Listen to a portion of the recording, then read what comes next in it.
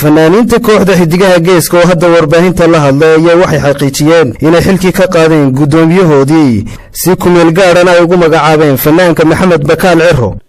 waxa weeye xalayto la warban soo saarnay war saxaafadeed kulay qoraal ahaan baan ku soo saarnay dabadna waxa ka soo noqday in dadku qaar ay been moodaan in war sugan aanu hayn waxa ay xaqiijinayaa in warkaasi war sugan yahay una xaqiiq yahay kulay anagu kooxan sharciyo nidaam baan leenahay waan istooranaa xilka waan iska qaadnaa waana wax kulay caadiya oo mas'uul kasta maalin baa xilka loo doortaa maalin waa laga qaadaa soo kale waxaan idin faahfaahinayaa kooxda waxay leedahay sharci aan inteedani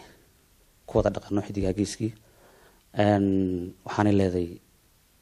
gudoomiye ku xigeen xoog haye waxa leedahay gudi marka waxa loo sameeyaa qofka marka xilka hadii muddada ay ka buuxsanto na dubba loogu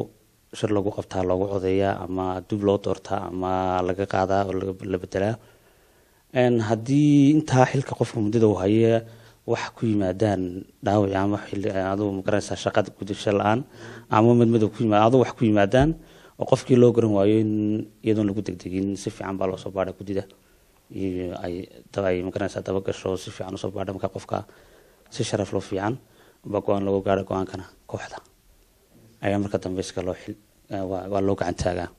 marka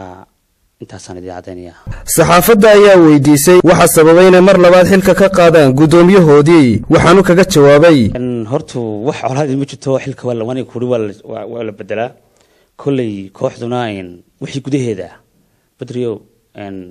wixii lagu bedelayo wax gudahayaga oo xilka waa la isbedelaa umadana marka hore maadaama aan umada marka hore u sheegnay gudoomiyahayga iyo guddo ku-xigeenkayga iyo maamulkayga waan baahinaa taasun baa keentay inaanu imaka baahino dadka hadana u sheegnay gudoomiyaha inaanu bedelnay laakiin ka hor dhicmay wareegtada maan kulli ka soo saari doonaa oo hadii la yiraahdo oran maayo sababa faahfaahin caynkaas si dhaxgali maayo laakiin inaanu bedelnay oo gudoomiyaha hore aan bedelnay anigana kooxda ay dooratay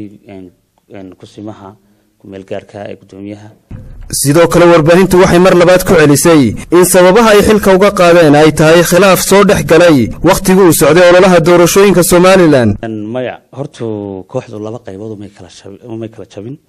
waxa weeye kooxdu way shaqeynaysay waana kala shaqo tagtay xusbiyada qarankana in loo wada heeso waa mid cadaalad ahayd intii markii wadani u heysay sanadii cadaalada kooxdu ka tirsantay markana way ka tirsantay wax khilaaf oo keen ma jiro intii kulmiyo heysay intii ciidaysay waa islamid